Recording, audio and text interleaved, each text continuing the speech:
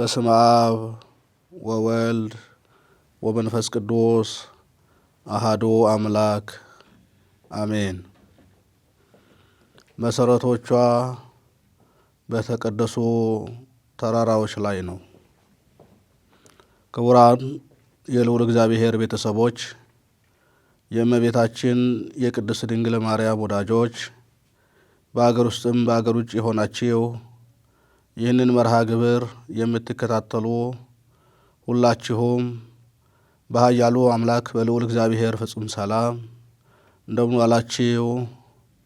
በባህሪው ሞት በመንግስቱ ሽረት ለዘመኑ ህልፈት የሌለበት ንጉሠ ነገሥት እግዚእ አጋዕዝት ፈጣሪ ዓለማት አምፃ ዓለማት መጋቢ ዓለማት የሰራዊት ጌታ ልዑል እግዚአብሔር በሕይወት በጤና ጠብቆ ለ2018 ዓመተ ምህረት ለወርሃ ፍልሰታ ለእመቤታችን ጾም በሰላም ስላደረሰን ለዚህ ሰዓትም ስላበቃን ስሙ ለዘላለሙ የተመሰገነ ይሁን። ከሥላሴ በታች ከፍጥሯን ሁሉ በላይ ምስጋና የሚገባት እናታችን ቅድስት ድንግል ማርያም ስሟ በምልጃዋ ስለጠበቀችን የተመሰገነ ይሁን።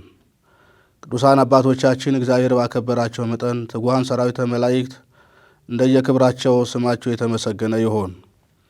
እንደ እግዚአብሔር አምላካችን በጋምና መልኮ ፈቃድ ከእመቤታችን 33 በዓላት መካከል አንዱ የሆነውን በወርሃ ነሐሴ በ7 የሚከበረውን የእመቤታችን የቅድስት ድንግል ማርያምን የጽንሰቷን በዓል የሚመለከት ትምህርት እግዚአብሔር ያስተምረናል። እንግዲህ የትምህርታችን መነሻ ቃል የሚሆነን ነቢዩ ቅዱስ ዳዊት በመዝሙር 86 ቁጥር 1 ላይ መሰረቶቿ በተቀደሱ ተራራዎች ላይ ነው በሚለው የእግዚአብሔር ሐሳብ እንማማራለን።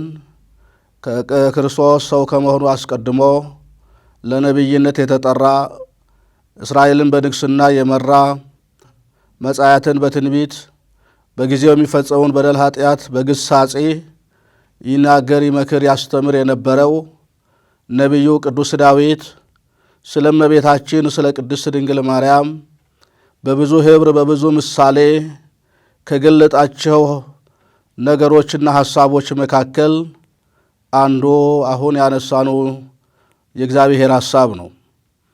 መሰረቶቿ በተቀደሱ ተራራዎች ላይ ነው። እንግዲህ ዓለም ሲፈጠር ዓለምን የሚመራው እግዚአብሔር በመልኩ እግዚአብሔር በአርአያው የሰውን ልጆች በንጹሐን እጆቹ ፈጥሮ በሕሊናው አስቦ በቃሉ ተናግሮ በእጁ ሥራ ገልጦት አርአያውን መልኩን ምሳሌውን ይዞ እንዲፈጠር አድርጎታል። ያ የተፈጠረው የሰው ልጅም የእግዚአብሔርን መንግሥት ወርሶ ሞት በሕይወቱ ሳይኖር ጉስቁልና በሕይወቱ ሳይኖር እነሆ በደስታ በፍስሐ በሐሴት እግዚአብሔርን መንግሥት ወርሶ ስሙን እየቀደሰ እንዲኖር የእግዚአብሔር ሐሳብ ነበረ። ግን የሰው ልጅ ፈቃዱን በመከተሉ ከፈጣሪው ጋር ተጣላ፣ ከአምላኩ ከእግዚአብሔርም ተለየ። ታዲያ የእግዚአብሔር ቤተሰቦች አዳም ከገነት በሚወጣበት በሚሰደድበት ጊዜ እግዚአብሔር አምላክ ኪዳን ገባለት። ኪዳነ አዳም ይባላል። ከሰባቱ ታላላቅ ኪዳኖች መካከል አንደኛው ኪዳነ አዳም ነው። ኪዳነ አዳም የተፈጸመው በእመቤታችን በቅድስት ድንግል ማርያም ነው። አዳም ከወደቀበት ስፍራ እንዲነሳ፣ አዳም ከረከሰበት ቦታ እንዲቀደስ፣ አዳም ከተሰደደበት አገር እንዲመለስ እግዚአብሔር ጊዜው ሲደርስ ሐዋርያው ቅዱስ ጳውሎስ ገላትያ ምዕራፍ 4 ቁጥር 4 ላይ እንደገለጠው እነሆ ጊዜው ሲደርስ እግዚአብሔር ከሴት የተወለደ አንድያ ልጁን ብሎ ይገልጻል። እንግዲህ አንድያ ልጁ ወደ ምድር የረከሰውን ለመቀደስ የወደቀውን ለማንሳት ዋጋ ከፍሎ ሰውን ወደ ነበረበት ክብሩ ለመመለስ ወደዚች ምድር ሊመጣ ሐሳቡን የፈጸመው ዓላማውን ያከናወነው በእመቤታችን በቅድስት ድንግል ማርያም በኩል ነው። እሷ ደግሞ በአዳም አብራክ ውስጥ በሚነሱት ነቢያት በጠቅላላ በምሳሌ እየተነገረች አባቶች በጽሑፋቸው እያስቀመጧት ጊዜው ሲደርስ እግዚአብሔር ዓለምን የሚያስብበት ዘመኑ ሲደርስ ዋዜማው ሲቃረብ እመቤታችን ቅድስት ድንግል ማርያም ከተቀደሱ ተራራዎች ከቅድስት ሐና ከቅዱስ ኢያቄም ልትወለድ የጽንሰቷ ወራት በወርኃ ነሐሴ በ7 እንደተከናወነ የቤተ ክርስቲያናችን ትውፊት የቤተ ክርስቲያናችን ሥርዓት ያስተምረናል። እንግዲህ የእመቤታችን የልደቷ ነገር እንደ ጎርፍ ደራሽ እንደ ውሃ ፈሳሽ አይደለም። ቀድሞ እግዚአብሔር ገና አዳም ሲበድል ከልጅ ልጅ ይወለዳለሁ በምድር ተሄጄ አድንሃለሁ ብሎ ኪዳን ገብቶለት ስለነበረ ያቺ አዳም የሚድንባት ኪዳን ኢሳይያስ በትንቢቱ በምዕራፍ 1 ቁጥር 9 ላይ እግዚአብሔር ዘርን ባያስቀርልን ኖሮ አለ። እግዚአብሔር ዓላማውን ሊፈጽም ማዳኑን ሊያከናውን ሰውን ሊያከብር ያስቀራት ዘር ብትኖር እመቤታችን ቅድስት ድንግል ማርያም ናት። የአዳም በደል ያልደረሰባት በድንግልናዋ በሐሳቧ በሥጋዋ በነፍሷ ድንግል የሆነች ከመውለዷ በፊት ስትወልደውም ከወለደችውም በኋላ ድንግል የሆነች እመቤታችን ቅድስት ድንግል ማርያም እግዚአብሔር አምላክ ዓለምን ለማዳን በልቡ ሳላት። ታላቁ የቤተ ክርስቲያናችን ሊቅ ቅዱስ ደክሲዮስ በእመቤታችን የመቅድም መጽሐፍ ውስጥ ሲጽፈው ዓለም ከመፈጠሩ ዘመን ከመቆጠሩ አስቀድሞ እግዚአብሔር በባሕሪው ሁሉን ያውቃልና አዳም በድሎ እንደሚወርቅ ከክብር እንደሚዋረድ በባርነት እንደሚያዝ ሞት እንደሚሰለጥንበት እግዚአብሔር በባሕሪው ያውቅ ስለነበረ ያንን አምላክ በፈቃዱ ከእሷ ይወለድ ዓለምን ያድንባት ዘንድ የመረጣት እመቤታችን ቅድስት ድንግል ማርያም ናት። ይሄን ደግሞ በብዙ ኅብርና በብዙ ምሳሌ አባቶቻችን ገልጸውታል። እነ ሙሴ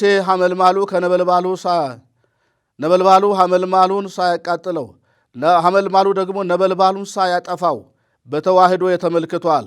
ያቺ አምላክ ቅድመ ዓለም በቃልነቱ ዓለምን የፈጠረ ድኅረ ዓለም ዓለምን ለማዳን በሥጋ የሚገለጥባት ቅዱስ ዮሐንስ በወንጌሉ በምዕራፍ 1 ቁጥር 14 ላይ ቃል ሥጋ ሆነ ብሎ እንደገለጸ የእሷን ሥጋ ከሥጋዋ ሥጋ ከነፍሷ ነፍስ ነስቶ ዓለምን ከውርቀቱ ለማንሳት አምላካችን እግዚአብሔር መቅደስ በምድር ላይ ሠራ። ለዚህ ነው ቅዱስ ዳዊት እግዚአብሔር ማደሪያውን ቀደሰ አለ። እግዚአብሔር ማደሪያውን ቀደሰ። ገና ሳትወለድ ጀምሮ በአዳም ከሚመጣ በደል እግዚአብሔር ለይቶ አንጽቶ ቀድሶ አዘጋጅቷል። በባሕሪው ቅዱስ የሆነ እግዚአብሔር በተቀደሰ ማደር ነው ልማዱ ነውና እኛን እንኳን እመቤታችን ቀርቶ እኛን እንኳን በንስሐ ስንቀደስ በሃይማኖት ስንጸና በምግባር ስንቀና እግዚአብሔር ቤተ መቅደስ አድርጎ እንደሰራን ሰውነታችን ለእግዚአብሔር ማደሪያ እንደሚሆን ቅዱስ መጽሐፍ ይነግረናል። ስለዚህ የእግዚአብሔር ቤተሰቦች አምላካችን እግዚአብሔር ጊዜው ሲደርስ በቅዱስ ዳዊት ትንቢት ውስጥ እንዳናገረ መሠረቶቿ ከተቀደሱ ተራራዎች ላይ ነው እንዳለ ኢያቄም ሐና ከነሱም በፊት የነበሩት ቅዱሳን ነበሩ። ፈቃደ እግዚአብሔርን የሚፈጽሙ አምልኮተ እግዚአብሔርን የሚፈጽሙ ሕገ እግዚአብሔርን የሚጠብቁ ልክ አባታችን ታላቁ የእግዚአብሔር አገልጋይ ካህኑ ዘካርያስ ከቅድስት ኤልሳቤጥ ጋር ሁለቱም በእግዚአብሔር ፊት ያለ ነቀፋ በቅድስና ንጹሐን ነበሩ ብሎ መጽሐፍ እንደተናገረ የኢያቄምና የሐና ሕይወት በቅድስና የተሞላ በጸሎት የታጠረ ፈቃደ እግዚአብሔር የሚፈጸምበት ሕገ እግዚአብሔር የሚጠበቅበት ሕይወት ነበራቸው። እግዚአብሔር ደግሞ ከተቀደሱት ማኅፀኖች የተቀደሰ ነገድ መስጠት ልማዱ ነው። ከቅድስት ኤልሳቤጥ ማኅፀን ቅዱስ ዮሐንስን መንገድ ጠራጊውን እንዳስገኘ፣ ቅዱስ ኤርምያስን ከማኅፀን እንደመረጠ፣ እነ ቅዱስ ዳዊት ከማኅፀን ጀምሮ አንተ አምላኬ ነህ በአንተ ተደገፉ እንዳለ እግዚአብሔር በማኅፀን ውስጥ አገልጋዮቹን ይመርጣል። ከአገልጋዮቹ በላይ ያለች ከሥላሴ በታች የሆነች እመቤታችን ቅድስት ድንግል ማርያም ደግሞ እግዚአብሔር አስቀድሞ በሕሊናው የሳላት ናት፣ በልቦናው ያስቀምጣት ናት። ዓለምን ለማዳን ሥራውን ይፈጽምባት ዘንድ ለእሱ እናትነት ለዓለም መድኃኒትነት እግዚአብሔር ቀድሞ አዘጋጅቷታል። ስለዚህ ቅድስት ሐና ቅዱስ ኢያቄም በጸሎት ጸንተው በቅድስና ቀንተው እግዚአብሔርን ደጅ ጸንተው በመዝሙር 39 ቁጥር 1 ላይ ቆይቼ እግዚአብሔርን ደጅ ጸናሁት ይላል። እሱም ዘንበል አለልኝ። እግዚአብሔር ትቶናል፣ አሁን እርጅናችን ደርሷል፣ ልጅ አጥተናል ብለው ተስፋ ሳይቆርጡ በእግዚአብሔር ላይ ጸንተው የቆዩ ናቸው። እስከ መጨረሻ ደግሞ የሚጸና የሚፈልገውን ከእግዚአብሔር ይቀበላል። ከእግዚአብሔር የምንቀበላቸው ብዙ በረከቶች አሉ። ቅዱስ ዳዊት እንደተናገረ ልጆች የእግዚአብሔር ስጦታ ናቸው ይላል። በባልና በሚስት ፈቃድ በሥጋ ፍላጎት ልጆችን ማምጣት አንችልም። ልጆችን በማኅፀን የሚሠራ ከአብራክ የሚከፍል እግዚአብሔር አምላክ ነው። ሰጥቶ የማያልቅበት ባለጸጋ እግዚአብሔር አምላክ ነው። ስለዚህ ቅዱስ ኢያቄም፣ ቅድስት ሐና በጾም በጸሎት ተወስነው ምጽዋት በማቅረብ ጾም ጸሎት በማብዛት እግዚአብሔርን በመለመን ለምኑ ይሰጣችኋል፣ አንኳኩ ይከፈትላችኋል፣ እሹም ታገኛላችሁ ብሎ ቅዱስ መጽሐፍ እንደነገረን የሚለምኑትን የሚሰጥ የሚፈልጉትን የማይነሳ እግዚአብሔር አባታችን ጸሎት ልመናቸውን ሰማ። እነሱን ሲያስብ ዓለምን ደግሞ ለማዳን እግዚአብሔር ሥራውን ጀመረ። የሚገርመው ነው ወገኖቼ፣ እንዴት አድርጎ እግዚአብሔር ታሪክ እንደሚለውጥ፣ እንዴት አድርጎ እግዚአብሔር ሕይወት እንደሚያስተካክል፣ እንዴት አድርጎ እግዚአብሔር ነገሮችን እንደሚያቃና ሁላችን በሃይማኖት ዓይን ማየት ያስፈልጋል። የዚህ ዓለም ችግሩ በሥጋ አስተሳሰብ ያስባል፣ በሥጋ ቁማር ይቀሙራል። ነገር ግን በሃይማኖት ዓይን የኖረ ሰው ደግሞ ራሱን ይመረምራል። በሃይማኖት ብትኖሩ ራሳችሁን መርምሩ ይላል። ቅዱስ ኢያቄም በሃይማኖት ራሱን የመረመረ፣ ቅድስት ሐና በሃይማኖት ራሷን የመረመረች በፈቃደ እግዚአብሔር የጸኑ ቅዱሳን ናቸው። ከቅዱሳን ቤተሰብ የሚገኘው ቅዱስ ነው። እግዚአብሔር ቤተሰብ ከጋብቻ ቅዱሳን ፓትርያርኮች፣ ብፁዓን ሊቃነ ጳጳሳት፣ ክቡራን ምእመናን፣ ቅዱሳን ሰማዕታት፣ ቅዱሳን ጻድቃን፣ ቅዱሳን መምህራን፣ ቅዱሳን አባቶቻችን ሐዋርያት ሳይቀሩ የትዳር ውጤቶች ናቸው። የቅድስና እግዚአብሔር በቅድስና ማኅፀን ውስጥ የቀደሳቸው የመረጣቸው ለራሱ ያዘጋጃቸው ልክ እግዚአብሔር ነቢያትን ለትንቢት እንደመረጠ ሐዋርያትን ለስብከት እንደጠራ ሌሎች ቅዱሳንንም ሰማዕታትንም ለተጋድሎ እንደለየ እመቤታችን ቅድስት ድንግል ማርያም ደግሞ ብቸኛ እናቱ ናት። እሱም ደግሞ ብቸኛ ልጇ ነው። ስለዚህ እግዚአብሔር አምላክ በነ ሕዝቅኤል ትንቢት አናገረ። በነ ኤርምያስ በነ ኢሳይያስ ትንቢት አናገረ። ነቢያት ያልነገሩን አበው ያልጻፉት ወይም ያልተናገሩት ምስጢራዊ ዘይቤ የለም። በአጠቃላይ ከኦሪት ዘፍጥረት እስከ ዮሐንስ ራእይ መጨረሻ ብለንም ደግሞ የአዋልድ ቤተ ክርስቲያናችን የሥርዓት መጻሕፍቶች እንዲሁም ደግሞ መጽሐፈ መነኮሳት፣ መጽሐፈ ሊቃውንት የትኛው መጽሐፍ ብንመረምር ነገረ ድህነት በነገረ ማርያም እንደተከናወነ ይነግረናል። እግዚአብሔር ቸርነቱን ለዓለም የገለጸበት ማዳኑን ለዓለም የገለጸለት። ስለዚህ የእግዚአብሔር ቤተሰቦች ያ የእግዚአብሔር ዓላማ የሚከናወንባት የሚፈጸምባት እመቤታችን ቅድስት ድንግል ማርያም፣ ቅዱስ ኢያቄም እግዚአብሔርን በጸሎት በመጠየቅ ቅድስት ሐናም እግዚአብሔርን በመጠየቅ ቅዱሳን ነበሩ። መሠረቶቿ በተቀደሱ ተራራዎች ላይ ነው እንዳለ መጽሐፍ። በዚህ በተቀደሰው ተራራ ላይ እነዚህ ቅዱሳን አባቶች ቅድስት እናት በጸሎት በጾም ጠይቀውታል። ሰጪው እግዚአብሔር ደግሞ ጊዜው ሲደርስ በሰው ያለቀ በእግዚአብሔር ይቀጥላል፣ በሰው ያከተመ በእግዚአብሔር ማብቂያ የለውም። ሁሉ ነገር በእግዚአብሔር ፈቃድ በጊዜውና በሰዓቱ ይሆናል። በዚህ ነገር ውስጥ የምንማረው ኢያቄም ለምንድን ነው ያለ ልጅ ማግኘት ረዥም ዘመናት የቆየ ብለን ብናስብ የእግዚአብሔርን ሐሳብ በጊዜውና በሰዓቱ የሚሆን እንጂ ሰው አስገድዶት ሊያስቀይረው የሚችል የለም። በሰው ዘንድ አይቻልም ተብሎ የተነገረው ደግሞ በእግዚአብሔር ዘንድ ይቻላል። ስለዚህ ቅዱስ ኢያቄም ቅድስት ሐና በነበሩበት ዘመን ልጅ አለመውለድ እንደ ኃጢአት እንደ ወንጀል ተቆጥሮ መስዋዕታቸው ከሕዝብ መስዋዕት ይለያል። ለአምልኮ ወደ እግዚአብሔር ሲሄዱ እንኳን እነሱም ይለያሉ። እንደ መርገም ይቆጠራል፣ እንደ በደል ይታያል። ነገር ግን የእግዚአብሔር ቤተሰቦች ሰዎች በዚህ አይነት መልኩ ቢስሏቸው፣ በጊዜው የነበረው ስርዓት በዚህ አይነት መልኩ ቢገልጻቸውም እግዚአብሔር ታሪክ ይለውጣል። ስለዚህ ወገኖቼ ቅዱስ ኢያቄም ቅድስት ሐና በጾም በጸሎት በትርምት ተወስነው ከቆዩ በኋላ ነሐሴ 7 ቀን እግዚአብሔር አምላክ እናት ሊያደርጋት ለዓለም ደግሞ መድኃኒት አድርጎ ሊሰጠን እመቤታችን ቅድስት ድንግል ማርያም ተጸነሰች። ቅዱስ ዳዊት እንደተናገረ እግዚአብሔር ማደሪያውን ቀደሰ ብሎ እንደተናገረ ያቺ የተቀደሰች ማደሪያ በተቀደሰ ማኅፀን ውስጥ ተቀረጸች። ገና በማህፀን በእናቷ ማህፀን ውስጥ መንፈስ ቅዱስ ጠበቃት፣ አብ ከለላት። ወልድ ሥጋዋን ሊለብስ ጊዜው ሲደርስ እመቤታችን ቅድስት ድንግል ማርያም ነሐሴ 7 ቀን ተጸነሰች፣ ግንቦት 1 ቀን ተወለደች። የእግዚአብሔር ቤተሰቦች እንግዲህ የእግዚአብሔር ቤተሰቦች ልደቷ መሰረት ነው፣ ጽንሰቷ መሰረት ነው፣ ልደቷ ጣራ ነው። ቤት የሚጸናው በጣራ በግድግዳ ተደግፎ ነው። የእመቤታችን ተወለደ ለማለት ተጸነሰ ማለት ይቀድማል፣ ተጸነሰ ማለት ይቀድማል። ስለዚህ ነው እንግዲህ ጽንሰቷ እንደ ዓለማዊ ፍላጎት እንደ ሰው አስተሳሰብ ስጋዊ ፍላጎት ለማርካት ሳይሆን የእግዚአብሔር ፈቃድ የሚፈጸምበት እንደሆነ ሊቁ አባ ሕርያቆስ የእመቤታችንን ቅዳሴ በቀደሰበት አንቀጹ ላይ ድንግል ሆይ በኃጢአት ፍቶት መብል በሚያመጣው መጠጥ በሚያመጣው በኃጢአት ፍቶት ሥጋ በሚያመጣው በኃጢአት ፍቶት ፍላጎት በሚያንገበግበው በኃጢአት ፍቶት የተጸነስሽ አይደለሽም አለ። መጸነሷ እንኳን ከሥጋዊ ፈቃድ አይደለም፣ በእግዚአብሔር ፈቃድ ነው፣ በመንፈስ ቅዱስ ፈቃድ ነው፣ በመንፈስ ቅዱስ ፈቃድ ነው። ቀድሞ ራእይ አይተው ተመልክተው ያ ይሁን ፈቃድ እግዚአብሔር ይሁን ብለው በጸሎት በጾም እግዚአብሔር ሲጠብቁ ቆይተው እግዚአብሔር ታሪክ ለውጦ በማኅፀናቸው ውስጥ መሰረት የተባለች ድንግል ማርያም እንድትጸነስ ተደረገ። ተጸነሰች በእናቷ ማኅፀን። እግዚአብሔር ቤተሰቦች ይሄንን ነው መጻሕፍት የነገሩን፣ ይሄንን ነው አባቶች ያስተማሩን፣ ይሄንን ነው ሊቃውንት ያመሰጠሩት፣ ከምስጢር ጓዳ ዋኙበት። የሚገርማችሁ ነው እመቤታችን ቅድስት ድንግል ማርያም ምሳሌዋ ተነግሮላታል። ከእሴይ በትር ይወጣል እንዳለ በበትር 3 ነገሮች ይፈጽሙበታል። አንደኛ ይመክቱበታል፣ ሁለተኛ ይደገፉበታል፣ ሶስተኛ ይጠብቁበታል።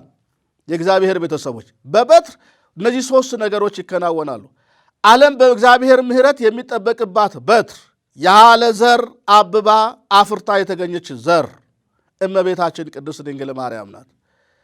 ልክ በኦሪቱ መጽሐፍ የአሮን በትር ውሃ ሳይፈስባት አፈር ሳይሰጥባት ዘር ሳይዘራባት አብባ አፍርታ እንደተገኘች እመቤታችን ቅድስት ድንግል ማርያምም ገና በእናቷ ማኅፀን እግዚአብሔር ሲሰራት አስቀድሞ ለእናትነት መርጦ ለይቷታል። እሱ ባደረበት ማኅፀን ማንም አያድርም። ለዚህ ነው ሕዝቅኤል የተዘጋች ደጅ ናት፣ እግዚአብሔር አንድ ጊዜ ገብቶባታል። ያቺ እግዚአብሔር የሚገባባት መቅደስ፣ ያቺ እግዚአብሔር የሚያድርባት መሰረት እመቤታችን ቅድስት ድንግል ማርያም ተጸነሰች፣ ተወለደች። በ3 ዓመቷ ወደ ቤተ መቅደስ ገባች። 12 ዓመት በቤተ መቅደስ፣ በ15 ዓመቷ እመቤታችን ከቤተ መቅደስ ወጣች። አስቡት የእግዚአብሔር ቤተሰቦች፣ የእግዚአብሔር ፈቃድ ነበረ። እግዚአብሔር ፈቃድ ምን ያህል እንደሆነ ልናስብ ያስፈልጋል። በቤቱ ያሳደጋት ሞግዚት እሱ ራሱ ሊያድርባት ቤት ሊያደርጋት በቤቱ አስገባት። በእግዚአብሔር ቤት የሚያድረው እግዚአብሔር ነው፣ የሚመለከው እግዚአብሔር ነው፣ የሚታመነው እግዚአብሔር ነው፣ መድኃኒት እግዚአብሔር ነው። ስለዚህ የእግዚአብሔር ቤተሰቦች ያቺ መድኃኒት የሚገኝባት እናቱ ቅድስት ድንግል ማርያም ተጸነሰች። ነሐሴ 7 ቀን ተጸነሰች። ስለዚህ ጽንሰቷ በማሕሌት፣ ጽንሰቷ በቅዳሴ፣ ጽንሰቷ በሰዓታት፣ ጽንሰቷ በስብሐተ ነግህ ጸሎት፣ በወንጌል አገልግሎት ይከበራል። ምክንያቱም ሰው ከጨለማ ወደ ብርሃን የወጣበት፣ ሰው ከሞት ወደ ሕይወት የተሻገረበት፣ ዓመተ ፍዳው ዓመተ ኩነኔው ሊሻር፣ ዓመተ ምሕረት ሊጀመር፣ እግዚአብሔር ማዳኑን በሰው ልጆች ላይ ሊሰራ ጊዜውና ሰዓቱ ሲደርስ ዙፋኑ ድንግል ማርያምን አዘጋጀ። የሚገርማችሁ ነው። ቃል ከሰማይ ሲመጣ ከላይኛው መቅደስ እግዚአብሔር ሲመጣ ምድራዊት መቅደስ ድንግል ማርያም በመቅደስ ተገኘችለት፣ ዙፋን ሆነችለት። ጽላት ከላይ ከሰማይ ሲመጣ ታቦት ሆና ድንግል ማርያም በምድር ተገኘች። የሚገርም ነው። ታቦት ከላይ ሲመጣ ድንግል ማርያም መንበር ሆና ጠበቀችው፣ መንበር ሆና ጠበቀችው። ዙፋኑ ናት፣ እናቱ ናት። መቼም እኛ በኦርቶዶክሳዊ ተዋሕዶ ቤተክርስቲያን አስተምሮ ድንግል ማርያም ፈጠረችን ፈጣሪም ናት ብለንም አናውቅም። ፈጣሪ የተገለጠባት፣ ሥላሴ ማዳኑን የገለጸባት፣ የአንድነት የሦስትነት ምስጢር የተተረጎመባት መጽሐፍ ናት ድንግል ማርያም። ስለዚህ ዓለም የሚድንበት ከላይ የመጣው ቃል ነው፣ ከምድር የተዋህደው ሥጋ ነው። ያንን ሥጋ እግዚአብሔር ቀድሞ ንጹሕ አደረገው፣ ያንን ቀደሰው። ይህንን ነው ቅዱስ ዳዊት መሠረቶቿ በተቀደሱ ተራራዎች ናቸው ካለ በኋላ ልዑል ደግሞ ማደሪያውን ቀደሳት አለ። እንዳትናወጽ ደግሞ ይጠብቃታል። በፈቃደ ሥጋ እንዳትናወጽ፣ በዓለማዊ ኃጢአት እንዳትናወጽ። ንጽሕት ናት፣ ቅድስት ናት፣ መርገመ አዳም የሌለባት፣ ስተተ አዳም ያልተገኘባት፣ እግዚአብሔር የጠበቃት ንጹሕ ዘር እግዚአብሔር ያዘጋጃት ንጹሕ ዘር እመቤታችን ቅድስት ድንግል ማርያም ናት። ለዚህ ነው እንግዲህ እግዚአብሔር ዘርን ባያስቀርልን ኖሮ እንደ ሰዶም በጎን እንደ ገሞራ፣ ሰዶምና ገሞራ የጠፉት በኃጢአታቸው ምክንያት ነው። በአዳም በደል ምክንያት የመጣው በደል እንዳያጠፋን እግዚአብሔር በእናቱ አማላጅነት ሊጠብቀን እሷን በአዳም አብራክ ውስጥ በንጽሕና ቀድሶ እናትን እንድትሆኑ መረጣት። ስለዚህ የእግዚአብሔር ቤተሰቦች የነገር ጽንሰቷ ነገር እጅግ ምስጢሮች የተፈጸሙበት ብዙ የእግዚአብሔር ሐሳብ የተከናወነበት ነገረ ድህነት የተከናወነበት ምሕረት ቸርነቱ የተገለጠበት ዓመተ ፍዳ ዓመተ ኩነኔ ሊያልፍ የሙት አገልግሎት ልሻር መድኃኒት የሚሆነው ሕይወት የሚሆነው ምግብ የሚሆነው እንጀራ ሊገለጥ ጊዜው ሲደርስ ቃል ከሰማይ ወረደ። ከሰማይ መና ወረደ። መሶቧ ድንግል ማርያም ናት። ጽዋ ከሰማይ መጣ። የተቀዳበት ሥጋ ከድንግል ማርያም የተቀዳበት ደም ከድንግል ማርያም ተገኘ። ስለዚህ የእግዚአብሔር ቤተሰቦች እግዚአብሔር ከላይ ሥጋን ይዞ አልመጣም፣ ከምድር ነው ሥጋን የተዋደው። ስለዚህ ቃል ከሰማይ ወረደ፣ ሥጋ ወደ ሰማይ አረገ። የቃል መውረድ ለሥጋ ማድረግ ምክንያት የምትሆን እናቱ ድንግል ማርያም እግዚአብሔር በሐና ማኅፀን ውስጥ ሰራት፣ አነጻት፣ ቀደሳት። ገና በእናቷ ማኅፀን እግዚአብሔር እየጠበቃት በፈቃደ እግዚአብሔር የተጸነሰች እንጂ በፈቃደ ሥጋ የተጸነሰች አይደለችም። በጾም በጸሎት የተጸነሰች እንጂ በርኩሰት በኃጢአት ሥራ የተገኘች አይደለችም። እንዲህ ነው የተቀደሰ ሕይወት ሊሆን ይገባል። ከቅዱስ ኢያቄም ከቅድስት ሐና ምንድን ነው የሚማረው? አንደኛውና የመጀመሪያው ጸንቶ እግዚአብሔርን በጸሎት መጠየቅ። እግዚአብሔር ለእኛ የሚያስፈልገውን ነገር ይሰጣል። ኢያቄምና ሐና አንደኛው ሰው ናቸው። ፍትወት ይፈትናቸዋል። ነገር ግን በጸሎት ድል አድርገውታል። በሃይማኖት አሸንፈውታል። በሃይማኖት የማይታለፍ ነገር የለም። እሳቱን ማጥፋት ይቻላል። አይተናል። በአባቶቻችን በእናቶቻችን በቅዱሳን ሰማዕታት ሕይወት ውስጥ ፈቃደ ሥጋን ድል ማድረግ ይቻላል። አይተናል። በመናንያኑ በመነኮሳቱ በቅዱሳኑ አባቶቻችን በገዳም ተወስነው በየፍሩክታ ወቅተው ወርቀው ጸባ አጋንንቱን ግርማነቱን ታክሰው ድል አድርገውታል። ይሄን ዓለም ምኞቱና ፍላጎቱን አሸንፈውታል። ሰው ዛሬ ለምኞቱ የሚሸነፈው ለሐሳቡ የሚገዛው የእግዚአብሔር ሰዎች ቢባል ሃይማኖታዊ ዝለት ስለደረሰብን። ስለዚህ ኢያቄምና ሐና ፍጹም የሚታመኑት በእግዚአብሔር ነው። ፍጹም በእግዚአብሔር የሚታመን ሰው ደግሞ የሚፈልገውን ያገኛል። ምክንያቱም በረከቶች ሁሉ ከእግዚአብሔር ዘንድ ናቸው። ረድኤቶች ከእግዚአብሔር ዘንድ ናቸው። ምሕረት ከእግዚአብሔር ዘንድ ነው። ጽድቅና ሰላም ተስማሙ ያለው ቅዱስ ዳዊት ለዚህ ነው። የሚገርማችሁ ጽድቅና ሰላም ለ5500 ዘመን ተራርቀዋል። ሰው በመንጸፈ ደይን ወርዷል። ሰው ለመዳን ብዙ መሥዋዕት ሰውቷል። የሚገርማችሁ ታላላቅ 3 መሥዋዕቶች በኦሪቱ ዘመን በዚህ ትምህርት ውስጥ ልናካትታቸው ይገባል። የመጀመሪያው አቤል ያቀረበው ንጹሕ በግ። ያ አቤል ንጹሕ በግ ቢያቀርብም እግዚአብሔር አቤልን የሚያይበት መንገድ ሆነ እንጂ ነፍሳትን አድኖ ገነት ሊያስገባ አልቻለም። እስራኤል ለፋሲካ ያረደው በግ ከሞተ በኩር አዳናቸው እንጂ ከሞተ ነፍስ ታድጎ ገነት ሊያስገባቸው አልቻለም። ይስሐቅ በይስሐቅ ፈንታ አብርሃም በይስሐቅ የታሰረ በግ ሰውቷል። በሱም ዓለም ድኖ ወደ መንግሥተ ሰማያት አልገባም። ገነት በሚገለባበት ሱራፊ መልአክ ሴፍ ተዘግታለች። ነፍሳት ሁሉ ወደ ሲኦል ተመርኮ ይሄዳሉ። ይሄ ሁሉ በደል ይሄ ሁሉ ሸክም በሰው ልጆች ላይ ወርቋል። ሰው እግዚአብሔርን በበደለ ጊዜ የእግዚአብሔር ሰዎች ብዙ ታላላቅ ፈተናዎች ደርሶበታል። የመጀመሪያው ልጅነቱን አጣ። ሁለተኛ ርስቱን አጣ። ሶስተኛ ከእግዚአብሔር ተለየ። አራተኛ ጸጋውን ተገፈፈ። ኃጢአት እንዲህ ጸጋ ይገፋል፣ ከእግዚአብሔር ይለያል። ቅዱስ ኢያቄምና ቅድስት ሐና ግን ጸንተው በእግዚአብሔር ታምኖ ቆዩ። ስለዚህ የመጀመሪያው በእግዚአብሔር መታመን ከሐናና ከኢያቄም እንማራለን።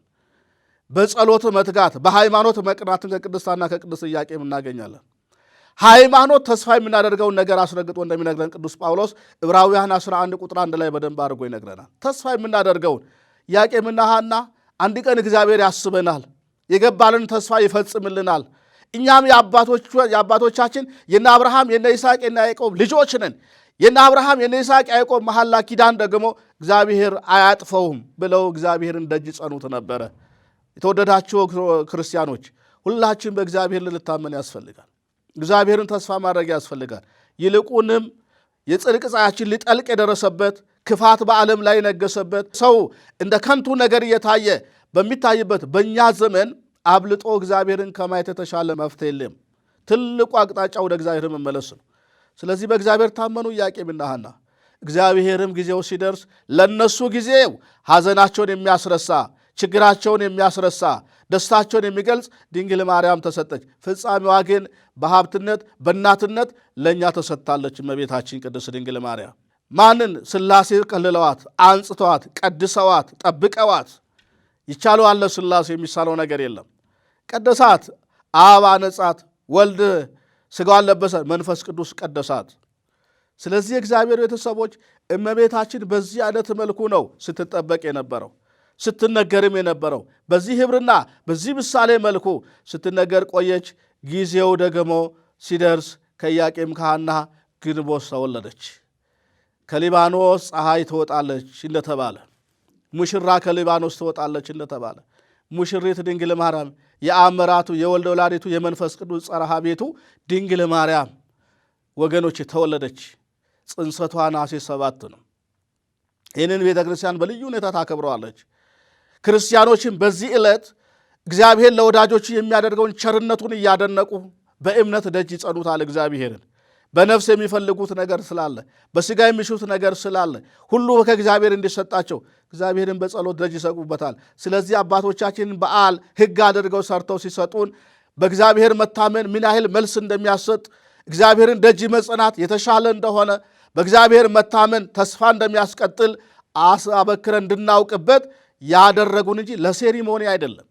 ሃይማኖት ለማቅናት ምግባር ለመስራት በእግዚአብሔር ለመታመን ሃይማኖትን በሥራ ለመግለጽ አባቶቻችን ይህን ሥርዓት አክብረዋል። ስለዚህ በዓሉ ሲሰራ ፍጹም በሆነ መንፈሳዊ ሥርዓት ነው። ፍጹም በሆነ ሰማያዊ ደስታ ነው። ፍጹም በሆነ መንፈሳዊ እሴት ነው እንጂ በምድራዊ ሥጋ መበላና በሚጠጣ ነገር አይደለም። ስለዚህ ቅዱስ ኢያቄም ቅድስት ሐና እግዚአብሔር ሲጎበኛቸው እግዚአብሔር ሲያስባቸው ምን አደረጉ? መባ ለእግዚአብሔር ቤት ሰጥተዋል። ምጽዋት ደግሞ ለተራቡት አድለዋል። ይሄን ሁሉ ካደረጉ በኋላ እግዚአብሔርን ደስታቸውን ገልጸው አመስግነውታል። እሷንም እንደተሳሉት የብፅዓት ልጅ ናት ወደ ቤተ መቅደስ ወስደዋታል። እሱም በሌላ ጊዜ ሊቃውንት ያስተምሯቸዋል። ስለዚህ የጽንሰቷን ነገር በአፈ ነቢያት በትንቢት ያናገረ፣ በአፈ አበው በምሳሌ ያናገረ፣ በሊቃውንት ምስጢርና ትርጓሜ የተብራራ ነው የእመቤታችን የቅድስት ድንግል ማርያም የጽንሰቷ ነገር። ስለዚህ ወገኖቼ እመቤታችን ስትጸነስ እግዚአብሔር የማዳን ሰነዱን በምድር ላይ አስቀመጠ። የማዳን ሰነዱን ማረጋገጫውን እግዚአብሔር በምድር ላይ አስቀመጠ፣ ገለጠ ማለት ነው። ስለዚህ ይሄ የእግዚአብሔር ቸርነት ነው፣ የእግዚአብሔር ምሕረት ነው። ስለዚህ ይህንን አስበን ነው፣ ቸርነቱን አስበን ነው፣ ምሕረቱን አስበን ነው፣ ይቅርታውን አስበን ነው ይህን በዓል እያከበርን ያለ ነው። ኢያቄምና ለሐና የተደረገላቸውን በአንክሮ በተዘክሮ ለማድነቅ ነው ተበሰቡ። እኛም ይደረግናል በሚል ሃይማኖታዊ ተስፋ ደግሞ በሃይማኖት ለመጽናቱን ይህን በዓል የምናከብረው። ስለዚህ ጽንሰቷን አባቶቻችን በብዙ ኅብርና በብዙ ኅብረ ምሳሌዎች ተናግረውታል። እነ ቅዱስ አባታችን እነ ቅዱስ ዮሐንስ አፈወርቅ በጣም አድርገው ነግረው፣ እነ ቅዱስ ያሬድ በዝማሬያቸው ላይ በደንብ አድርገው ገልጸውታል የጽንሰቷን ነገር ማለት ነው። ስለዚህ የእግዚአብሔር ቤተሰቦች ጽንሰቷ እንደ ጎርፍ ደራሽ እንደ ውሃ ፈሳሽ ሳይሆን እግዚአብሔር ሐሳቡን ሊፈጽምባት ማዳኑን ሊያከናውንባት ራሱ ያዘጋጃት የድኅነት ድልድይ ናት። የድኅነት ድልድይ ናት። ብሉይ ያለፈባት አዲስ ደግሞ የተጀመረባት ናት። ምሴት ናት ድንግል ማርያም። የትላንትናውን የምናልፍበት የነገውን የምንጀምርበት በመካከል ላይ ተወልዳ ያንን አካላዊ ቃል ለመቀበል የታደለች የገባች። ለዚህ ነው ቅዱስ ገብርኤል ሲያበስራት ጸጋን የተመላብሽ ሆይ ደስ ይበልሽ ያላት። ጸጋን የሞላብሽ ሆይ ደስ ይበልሽ። ይህንን እንዴት ነው የሚመሰጥሩት ሊቃውንቱ? ለእመቤታችን የተሰጠ ጸጋ ለሌሎች ያልተሰጠ ጸጋዎች አሉ። አንደኛውና የመጀመሪያው ጸጋ የእግዚአብሔር ቤተሰቦች አንደኛውና እናት ሆኖ ድንግል ሆኖ እናት ለማንም አይቻልም። ለድንግል ማርያም ብቻ ግን ተችሏታል። እግዚአብሔር ይችላልና። ድንግል ሆኖ ወተት ማመንጨት አመንጭቶ ልጅ ማጥባት ለድንግል ሴት አይቻላትም። ለድንግል ማርያም ግን ተከናውሎታል። ሰው ስትሆን የአምላክ እናት ማንም አምላክን አልወደም። ከዛም በፊት ከዛም በኋላ ሊሆንም አይችልም። ይሄ ለድንግል ማርያም የተሰጠ ጸጋ ነው። አገልጋይ ስትሆን እናት ስትሆን አገልጋይ እግዚአብሔር ያዘጋጃት። ይሄ ሁሉ ጸጋዎች ያሉባት እናት ቅድስት ድንግል ማርያም ምልዕልተ ፍጡራን ምትሕተ ፈጣሪ ብላ የኦርቶዶክስ ተዋሕዶ ቤተክርስቲያን ታከብራታለች። የሕይወት እንጀራ መናው ክርስቶስ የተገኘባት ስለሆነች፣ የሕይወት መጠጥ ክርስቶስ የተገኘባት አዘቅት ስለሆነች ድንግል ማርያም፣ የሙሴ ጽላት ስለሆነች ድንግል ማርያም፣ የጌዲዮን ጸምር ስለሆነች ድንግል ማርያም፣ በዓለም ሁሉ ላይ የወደቀው በደል እሷ ላይ ያላረፈ የነጻች ቅድስት ድንግል ማርያም፣ የኤልሳ ደመና ናት ድንግል ማርያም፣ የኤልያስ ደመና ሰማይ የተለጎመባት ሰማይ የተከፈተባት ዝናብ ምሕረት የወረደባት ደመና እሷ ናት። ዝናብ ምሕረት ልጇ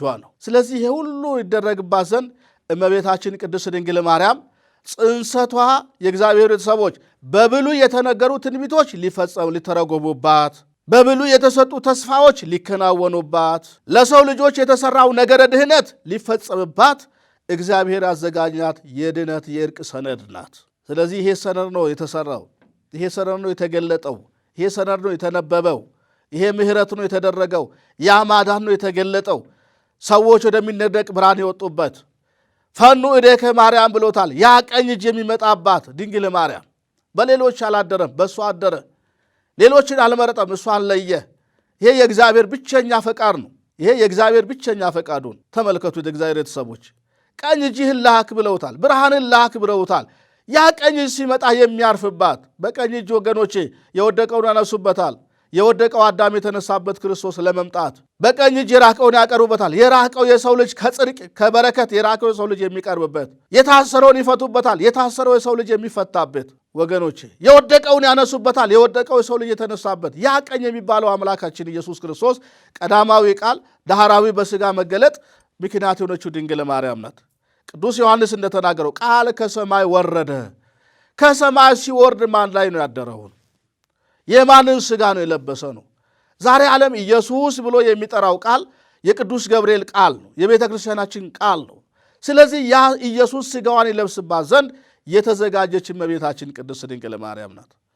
ስለዚህ እመቤታችን የነገረ ድህነት መሠረት ናት፣ የእርቅ ሰነድ ናት። ስለሆነችም ነው ደሙ በነጠበበት መስቀሉ ስር ውሃው በፈሰሰበት መስቀሉ ስር ኢየሱስ ክርስቶስ በመስቀል ላይ ሲሰቀል ከጎኑ ሁለት ነገሮች ፈሰዋል። ደምና ውሃ ፈሰዋል። ደሙ የዓለምን ኃጢአት ሁሉ አጥቦ ያነጻ፣ ከጎኑ የፈሰሰው ውሃ ደግሞ ልጅነታችን የመሰለ ነገረ ድነታችን በመስቀሉ ላይ ሲፈጸም የድነት እናት ድንግል ማርያም በመስቀሉ ስር በቅዱስ ዮሐንስ አማካኝነት በእናትነት ተሰጠችን። ያቺ በእናትነት የተሰጠችው ድንግል ማርያም የተጸነሰችበት ዕለት ነው። የሕይወት መና ያስገኘችልን ድንግል ማርያም የተጸነሰችበት ዕለት ነው። የዓለም የኃጢአት እርጥበት የተወገደባት ድንግል ማርያም የተጸነሰችበት ነው። የዓለም ርኩሰት የራቀባት ቅድስና የለበስንባት ምክንያታችን ድንግል ማርያም ናት። ስለዚህ እሷ የመጸነሷን ምክንያት ቤተ ክርስቲያናችን በማህሌት በቅዳሴ በውዳሴ ታከብራለችና መላው በሀገር ውስጥም መላው በሀገር ውጭም የምትገኙ ክርስቶሳውያን ይሄ ቃል የምትሰሙ ሁላችሁም በየዓመቱ የእመቤታችን የቅድስት ድንግል ማርያምን የጽንሰቷን በዓል ስናከብር እኛ ምንድን ነው ከዚህ ጸጋ ወይም ደግሞ ከዚህ ድርጊት የምንማረው የሚለውን በደንብ አድርገን አስምነን ልንይዘው ያስፈልጋል። ተሰብከን ብቻ መሄድ አይደለም። በተሰበክነው ሕይወት የእኛን ሕይወት ልንመለከት ምንድን ነው የጎደለን? ኢያቄምና ሐና ሲጎላቸው ማንን ጠየቁት? እግዚአብሔርን ጠየቁት። ሲጎልባቸው እግዚአብሔርን ጠየቁት። እሱን ደጅ ጸኑት። አንኳኩ፣ በሩን ክፈት አሉት። አስበን አሉት ከአንተ በስተቀር መገፋታችንን፣ መቸገራችንን፣ መካንነታችንን የሚያስወግድ የለም አሉት። ወገኖቼ ያለ እግዚአብሔር በአቋራጭ እንዲያደርጋለሁ ብለን የምናስባቸው ነገሮች ሁሉ ከንቱ ናቸው። በዚህ ዓለም ጥበብ ምናልባት ዳቦ እንበላበት ይሆናል። በዚህ ዓለም ጥበብ ምናልባት ቤት እንሰራበት ይሆናል። በዚህ ዓለም ጥበብ ምናልባት ልብስ እንለብስበት ይሆናል። በዚህ ዓለም ጥበብ ነፍስና ሥጋ እስካሉ ድረስ ብቻ የምንጠቀምባቸውን ነገሮች ልናከናውን እንችላለን። ሃይማኖት ግን ከሞትም በኋላ በሕይወት በሰማይ በቀጣይ ሕይወት እግዚአብሔርን በማገልገል ብርሃን በመልበስ የሚኖርበት ይሆነ። ስለዚህ በሃይማኖት በር ማንኳኳት ያስፈልጋል። የእግዚአብሔር የምሕረቱ በር እንዲከፈት ዛሬ ኢትዮጵያ ሰላም ያስፈልጋታል።